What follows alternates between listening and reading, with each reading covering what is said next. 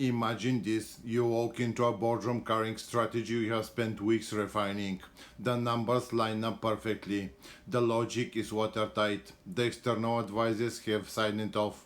On paper, nothing can go wrong. At first, the room is quiet. People listen, not take notes. But then, as the discussion deepens, you notice a shift. A director leans back with folded arms. Another looks away, almost disengaged. The energy changes not because your facts are wrong, but because the room feels unsettled. Then it happens. Someone doesn't challenge your analysis, they challenge your tone. Not the what, but the how. Suddenly, the spotlight is no longer on the brilliance of the strategy. It's on your presence, your control, your ability to hold the room. This is the moment where persuasion begins to collapse. Techniques, no matter how polished, rarely survive the heat of tension. Storytelling may sparkle in training rooms, but under fire, they fade fast. The boardroom doesn't respond to performance, it responds to presence.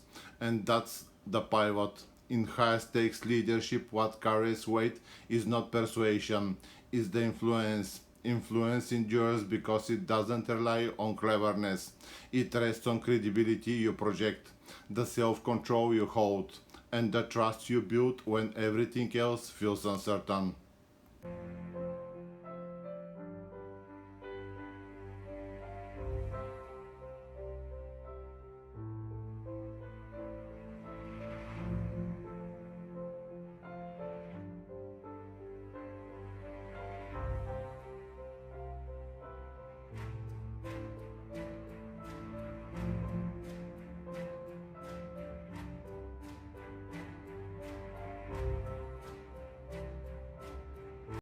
So, what allows influence to hold when persuasion fails? The answer lies into hidden capabilities. Capabilities that often go unnoticed but quietly decide whether the leader raises or falters. Self efficacy and self control.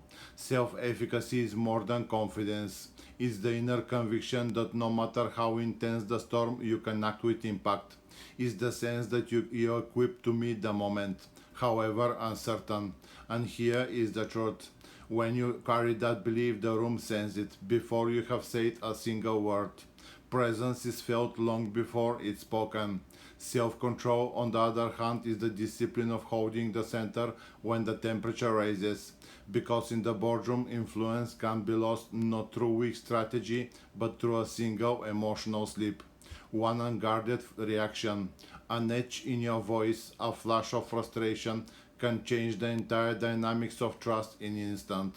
Self control protects that trust. It signals authority without aggression, steadiness without rigidity.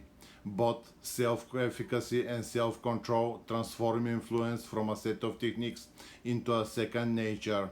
They allow you to stop performing influence and instead become the influence yourself. And when the influence becomes your second nature, it does more than win arguments. It builds credibility, trust and cohesion that carry beyond the meeting and shape the culture of leadership itself. So here is the challenge. If your leadership were live streamed today, would the world see persuasions training under pressure or influence that holds the room?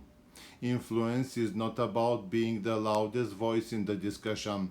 It's about being the most trusted presence in the room. And here is the most important truth. Your influence cannot be outsourced. It cannot be handed to an advisor, delegate to a colleague, or borrowed from someone else's authority. Influence is personal.